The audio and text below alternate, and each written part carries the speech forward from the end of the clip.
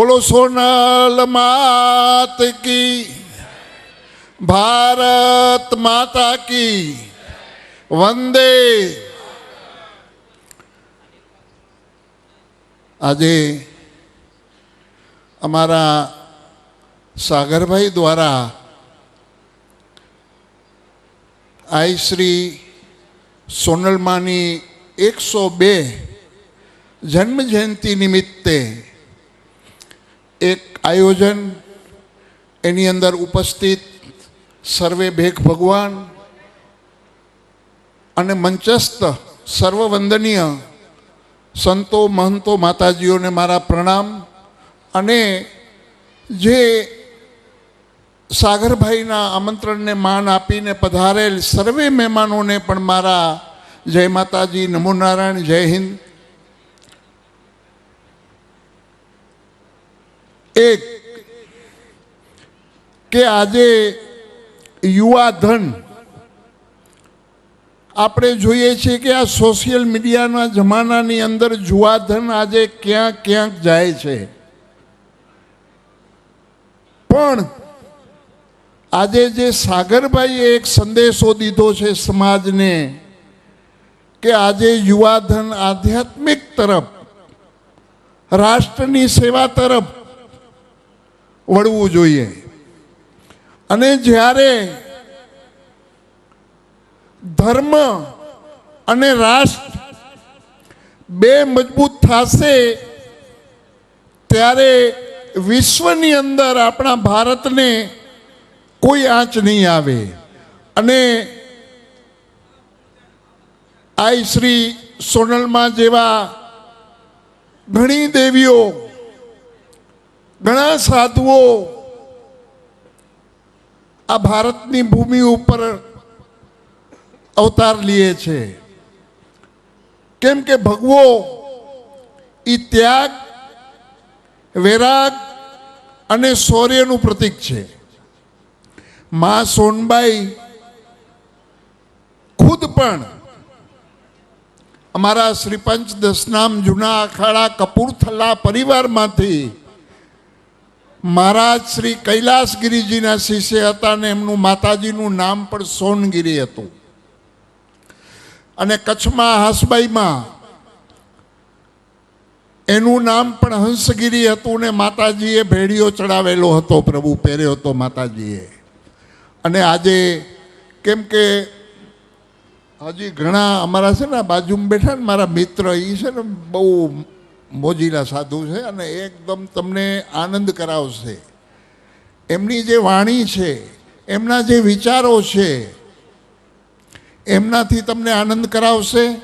અને વધુ મારે કાંઈ નથી કહેવું આજે પ્રભુ, હું કેમ કે હું ટ્રાવેલિંગના હિસાબે થોડોક થાક છે, એટલે વધારે હું નહીં બોલું પ્રભુ। ઓમ નમો નારાયણ, જય હિન્દ। તમે બોલો। બોલો સત્ય સનાતન ધર્મ કી। સાગરભાઈ ડાભિયા તરફથી સોનલ બીજની ઉજવણીમાં એમના આમંત્રણને માન આપીને ઉપસ્થિત દરેક ભેખ ભગવાન,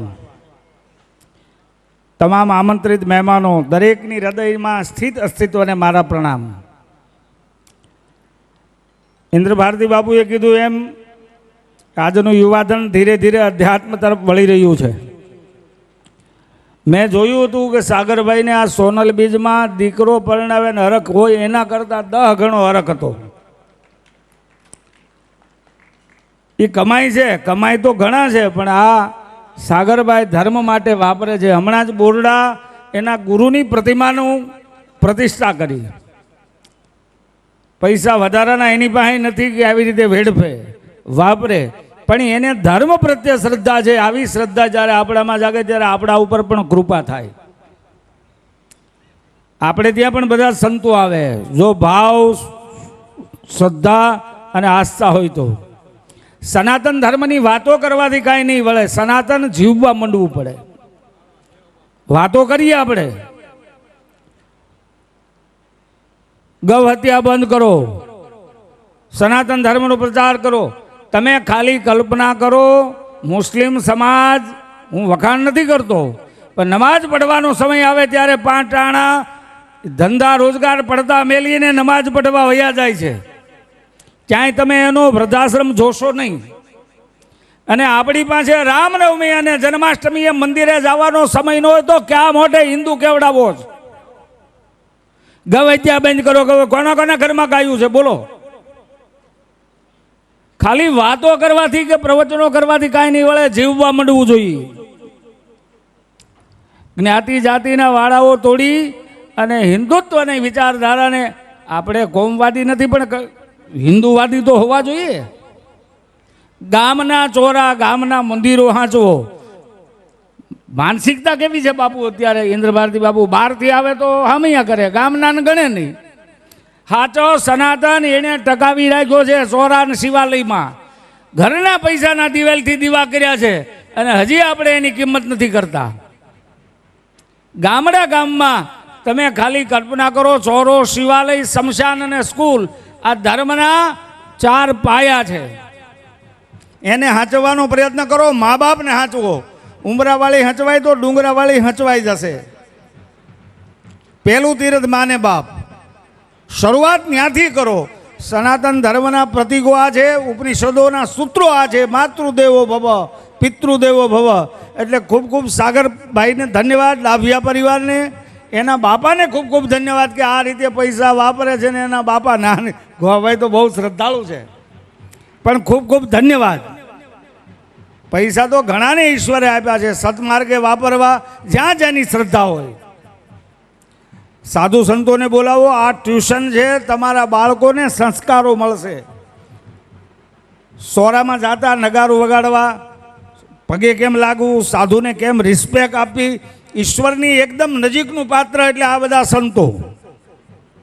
જેટલી જ રિસ્પેક્ટ ભગવાનને આપો એટલી સાધુ સંતોને આપો, એટલે એ સનાતન ધર્મનો પાયો છે. એટલે ખૂબ ખૂબ હૃદયથી ધન્યવાદ સાગરભાઈને. અને આવા નવા રૂડા કાર્ય કરતા રહ્યો, સાધુ સંતોને બોલાવતા રહ્યો અને આપણા પરિવાર ઉપર ખૂબ જ માં સોનલની કૃપા ઉતરે એવી અભ્યર્થના સાથે વિરમું છું. જય સિયારામ. ખૂબ ખૂબ આભાર પૂજ્ય બાપુનો.